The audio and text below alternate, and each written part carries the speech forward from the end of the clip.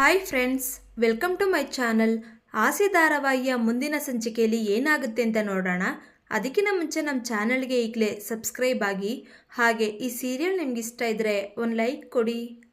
ಇಲ್ಲಿ ಶ್ರುತಿ ಅಪ್ಪ ಅಮ್ಮ ವಾಸುದೇವ್ ಮತ್ತು ಶೀಲಾ ಅವರು ಬ್ಯಾಗೆಲ್ಲ ಪ್ಯಾಕಪ್ ಮಾಡಿಕೊಂಡು ಶಾಂತಿ ಅವ್ರ ಮನೆಗೆ ಬರ್ತಾರೆ.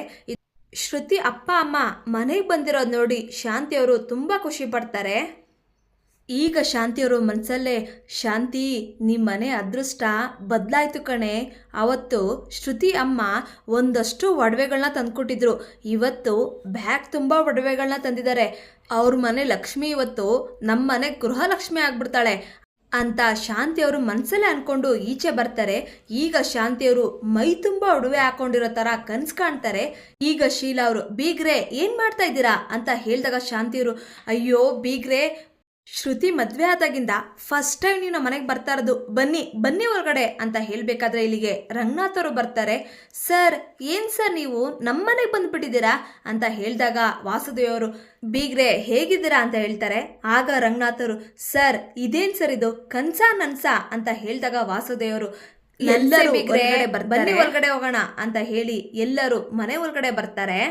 ಈಗ ರಂಗನಾಥ್ ಅವರು, ಬೀಗ್ರೆ ನೀವು ಬಂದಿದ್ದು ತುಂಬ ಖುಷಿ ಆಯಿತು.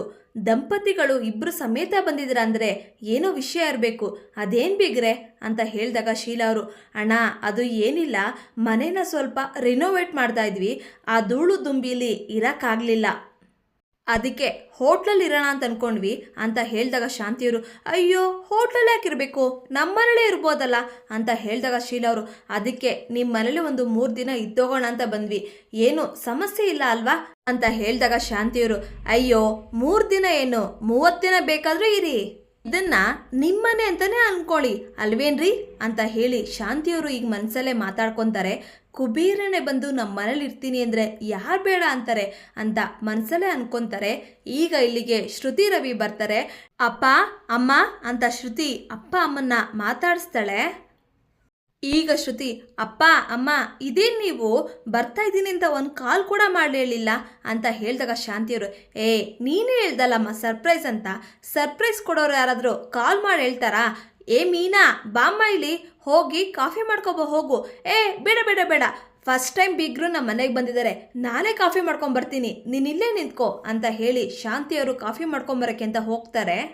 ಈಗ ರಂಗನಾಥರು, ಶ್ರುತಿ ನಿಮ್ಮ ತಂದೆ ತಾಯಿಗೆ ಏನಿಷ್ಟ ಅಂತ ತಿಳ್ಕೊಳ್ಳಮ್ಮ, ಅದನ್ನೆಲ್ಲ ತರಿಸಿ ಮನೇಲೇ ಅಡುಗೆ ಮಾಡಿ ಬಡಿಸೋಣ.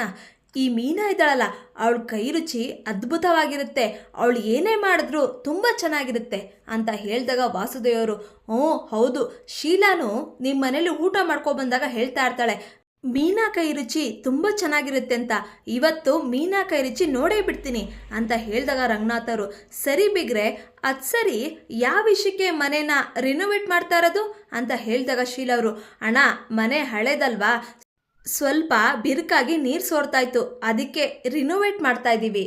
ಈಗ ಸೂರ್ಯ, ಸೋರುತಿಹುದು ಮನೆಯ ಮಾಳಿಗೆ, ಅಜ್ಞಾನದಿಂದ ಸೋರುತಿಹುದು ಮನೆಯ ಮಾಳಿಗೆ ಅಂತ ಹೇಳ್ತಾನೆ.